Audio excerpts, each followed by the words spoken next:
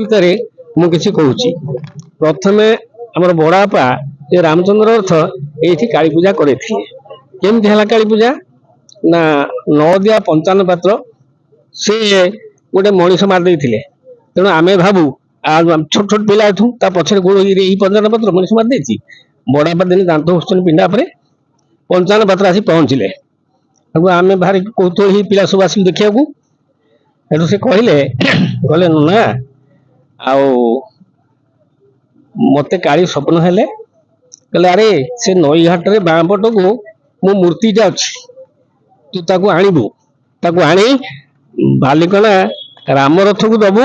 ସେ ହଉଛି ସେ ଗାଁର ପୁରୋହିତ, ସେ କାଳୀ ପୂଜା ଆରମ୍ଭ କରିବ। ସତୁ ସତ 55 ପତ୍ର ଯାଇଛି, ନଈ ପାଖରେ ଦେଖିଛି କାଳୀ ମୂର୍ତ୍ତି, ଘିନିକି ଆସିଲେ।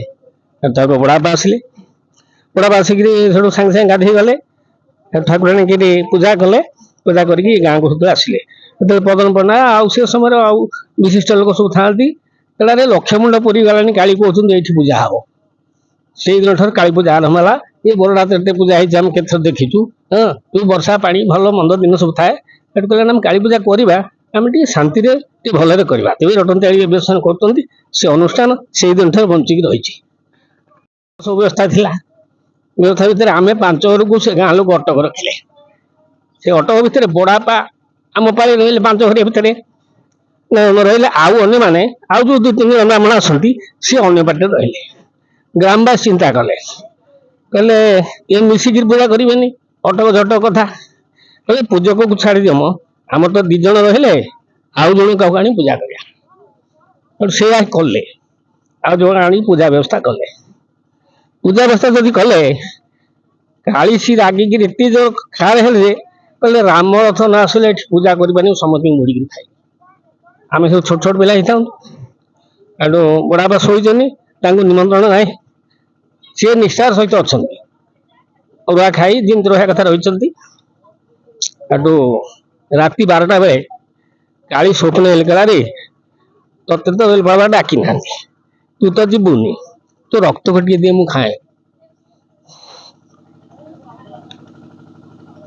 ବଡବାପା ଛାତିକି ଚିରି ଦେଇଛନ୍ତି, ରକ୍ତ ବାହାରିଛି, ପୋଡିଛି।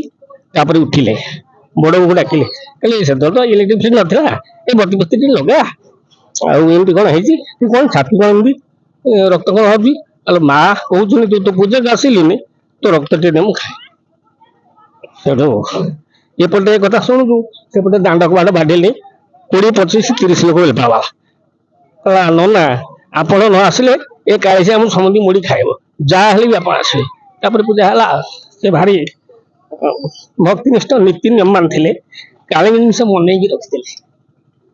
ଆଉ ଆମେ ତାଙ୍କ ବଂଶଧର ହିସାବରେ ଏଠିକି ଆସୁଛୁ, ଅନ୍ୟ ନନା ମାନେ ବି ସବୁ ଆସୁଛନ୍ତି। ଆସ୍ତେ ଆସ୍ତେ ତାର ଉନ୍ନତି କ୍ରମଶଃ ଭଲ ଭାବରେ ହେଇ ଚାଲିଛି। ଗ୍ରାମବାସୀ ମାନେ ଭଲରେ ଅଛନ୍ତି।